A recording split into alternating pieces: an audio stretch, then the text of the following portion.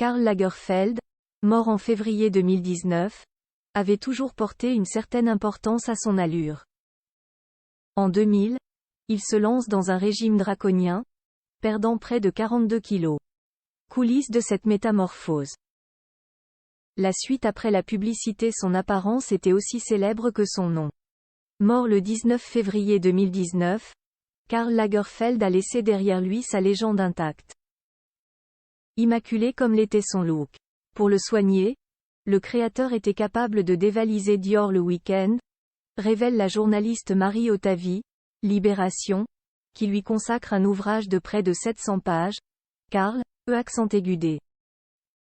Robert Laffont. S'il voulait avoir toujours fière allure, le plus français des Allemands tenait aussi à une silhouette fine. Et pour ça, il a suivi un régime drastique. Alors que les designers sont en proie de devenir des superstars, Karl Lagerfeld décide de se reprendre en main. À bientôt 70 ans, il se lance un défi. Lui qui pèse alors 102 kilos, et trouve cela vexant, précise la journaliste, veut en finir avec sa rondeur. Un soir, devant la glace, j'étais prêt à divorcer.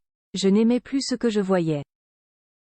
La chose la plus futile peut tout à coup vous paraître d'une importance folle, confiait-il au Figaro, 2001. Il se rend alors chez le diététicien qui a fait maigrir Johnny Hallyday et Gérard Depardieu.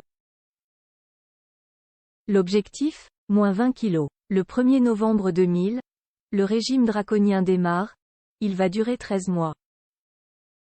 Et au bout du compte, Karl Lagerfeld perd 42 kilos. Quand son apparence a changé, il a lui-même beaucoup changé. Il n'a pas simplement perdu du poids, il est devenu maigre. Ce qui est assez inhabituel pour quelqu'un de son âge, précise Fran Lebowitz en 2021. Ensuite, je ne l'ai jamais revu manger. Comment s'est donc déroulé son régime?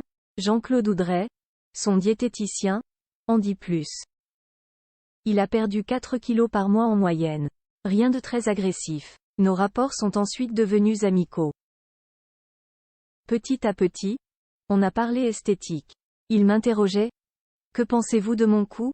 Chez lui, ça pendait encore plus que chez moi, révèle le médecin. Il m'a dit. Non. Je ne veux pas qu'on me découpe. Il ne s'est jamais fait opérer. Je lui ai juste injecté un peu de Botox. Un régime controversé. Le régime qu'il a suivi est controversé.